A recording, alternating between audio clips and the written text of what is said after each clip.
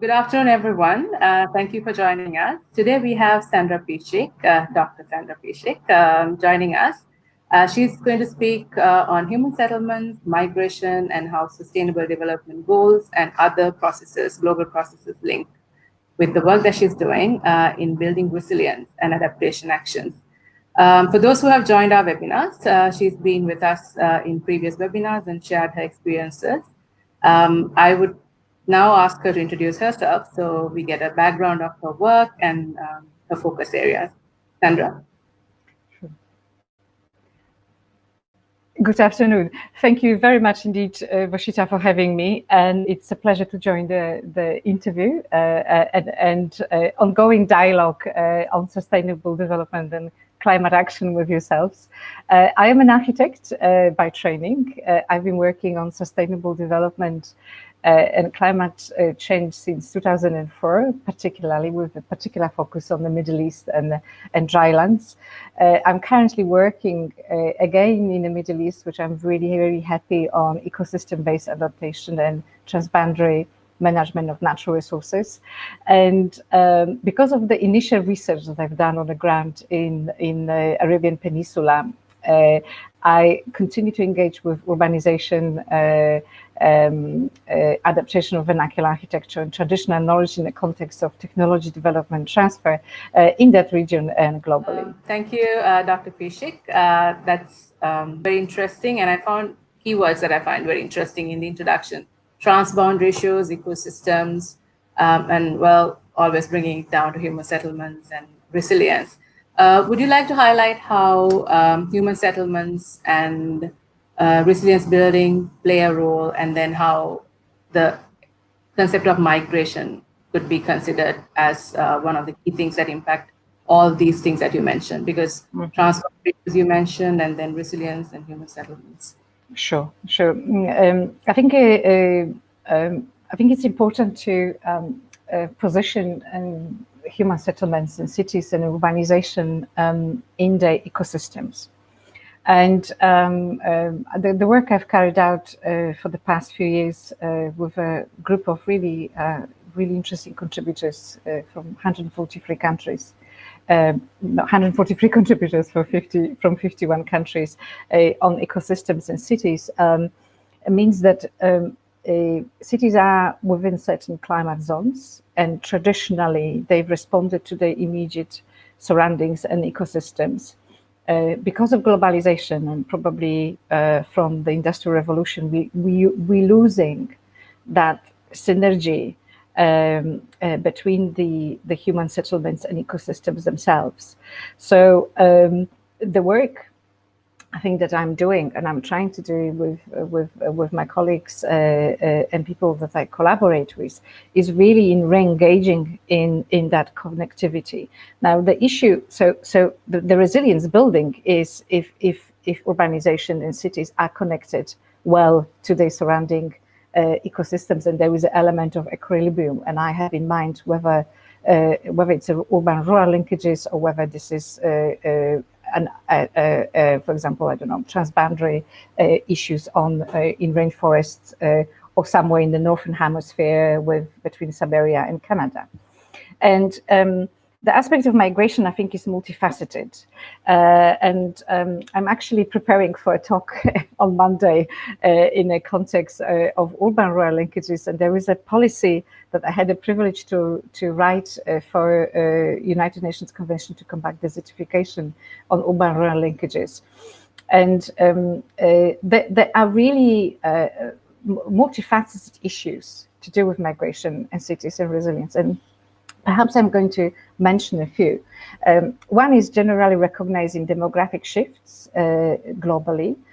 Some societies are getting younger, some societies are getting older. And these demographic shifts have, in hindsight, impact on migration. So there is aspect of migration to do with demographic changes. And for example, if population grow in the rural areas, by default, we will have a migration from rural to urban areas. Now, there is also rural and urban migration.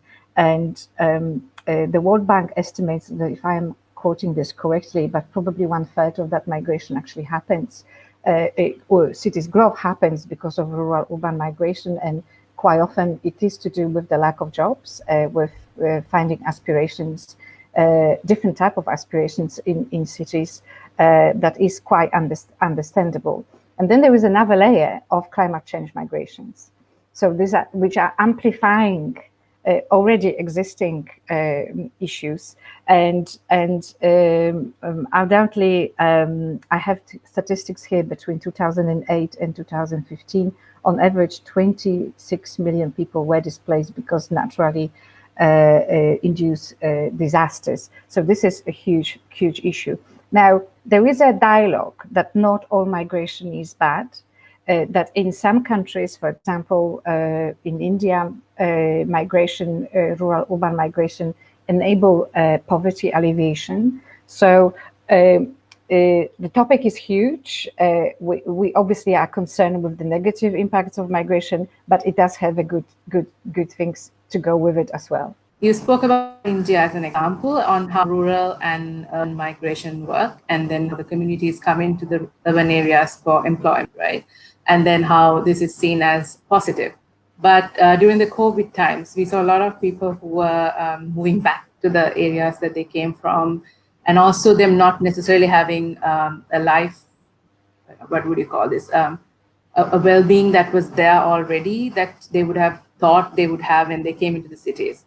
How do we address this? Because we promised that the cities would give a lot to these people, but then it's not necessarily the case most of the time, right? This is not just, it could be in other countries. You mentioned 51 countries that you work in. Is it the same in most countries? Or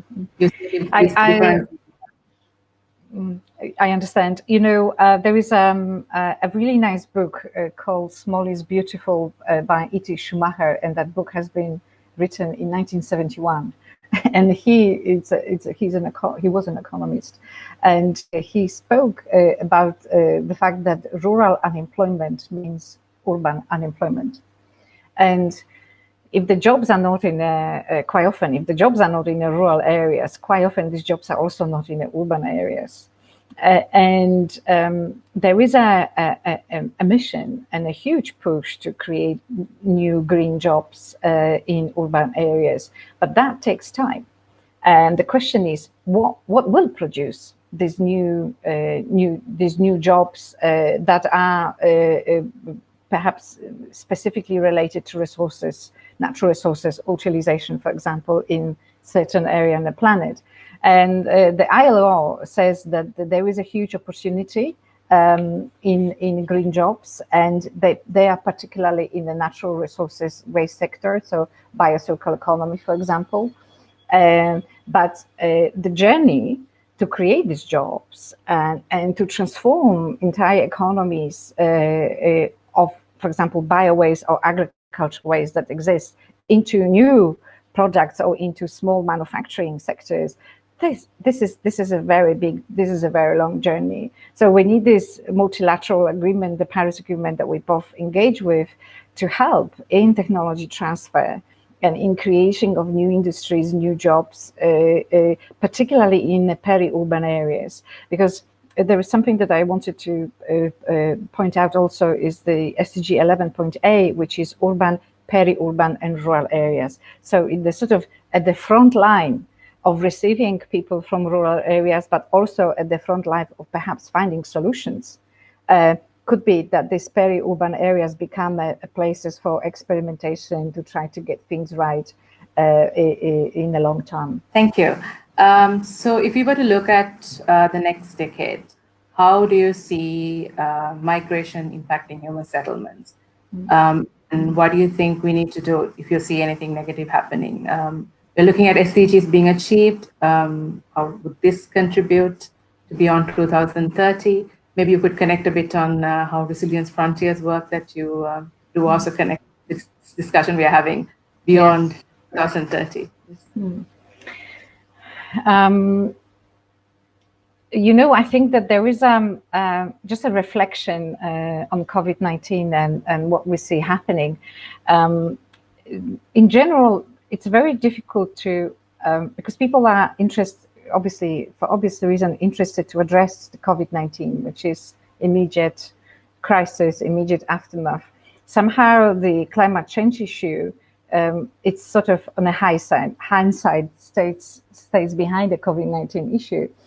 And it's very difficult right now to, even a conversation I'm having, to ask people to think of the bigger picture, to think long term, because there is an immediate cause to address. And I think I would like to be optimistic, but I'm completely not sure whether in 10 years' time we will have the capacity to think long term. Because if we don't have that capacity right now, there is a capacity building to do in itself to say, well, look, whatever economic circle we're going to have, or methods, or whatever we're going to do with floods or with climate change hazards, all of this is going to go. So it's much bigger, much more important to work in parallel, if it's possible, to address the immediate COVID-19 crisis and the long term. I don't know whether migration will be addressed as an issue in 10 years' time, because we will have more and more impact of climate change with us. So there will be more and more people on the move. And the issues of food security that are quite often driving the problem, lack of water, biodiversity loss, even if we are addressing this now, but I don't know whether in 10 years' time this will be completely addressed, so that people will no longer no longer be migrants. So I think this is going to stay with us.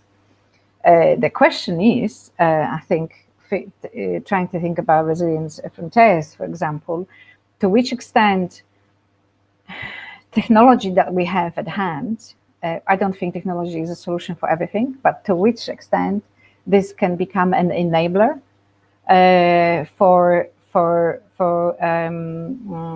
either introduction of work or communication, or whatever way the technology can become an enabler of some of these massive transitions. And I think that's discussion that we need to have. And I think that the other aspect that is important in the story, thinking about it holistically, is a question of also cultural adaptation. Because we are talking about people moving from one continent to another continent, and from one culture to another culture. And culture represents itself through language and customs and dress code, but also it represents itself quite often through the built environment. And because built environment is static, these tensions are very difficult to address, because it takes centuries to build cities, and I think these are important debates that we need to have, apart from the job provisions and the immediate care for people. How are we going to address this cultural dynamics, which is possible to address, because through millennia, people live in coexistence in many countries. The Middle East is a good example, and some other places. But this is just something that we need to be aware of and think through and plan ahead and be proactive rather than reactive. So which brings us to what processes could address at global level, the concept of migration, displacement, and then linking up with climate. So under the UNFCCC process, we talk about non-economic losses and damages under the World International Mechanism. So the cultural loss could be something that's focused on. But I would like to, which is also not could be focused, but it's part of the discussion. But I would like to ask you, what would be the most suitable global processes that you know and work with to address the issue of migration and human settlements? And what have been the good experiences you've had working with them? Sure. I am a great fan of Rio Conventions. I think they're brilliant documents, and I'm a great fan of multilateralism. And I think that we need to build on the heritage, cultural heritage of climate change movement that is ongoing since 1992 and 94, when these Rio Conventions were signed. I absolutely believe in the UNFCCC process. This is the best process we have so far, and countries adhering to the UNFCCC process. And then obviously all the other UN agencies are aligned to this process when it comes to climate change, and UN Habitat is doing great work in this alignment itself. And then we mustn't forget about SDGs as well. So I think I see this as a solution. What I think it's concerning, I suppose, is fragmentation of approaches and duplication of efforts, that actually some of the Rio conventions are saying, let's avoid duplication of efforts and work together on the same topic rather than duplicate. And there is a lot of that, I think.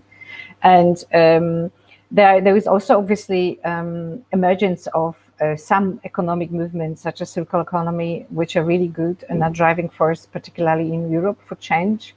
But I would like to see greater realignment of this with actually Paris Agreement and SDGs, that this comes across as a complementary way of doing business. And I think this really matters, yeah. So I almost would wave the flag of the Paris Agreement and SDGs if I could, and maybe we need to do more to promote them and say that this process hasn't been finished. We need to go back after COVID-19 to meet the Paris Agreement targets and SDGs targets as well. Yeah. So thank you very much, Sandra, for your time, and it's really great talking to you. And thank you everyone who's watching us as well. Thank you. Thank you.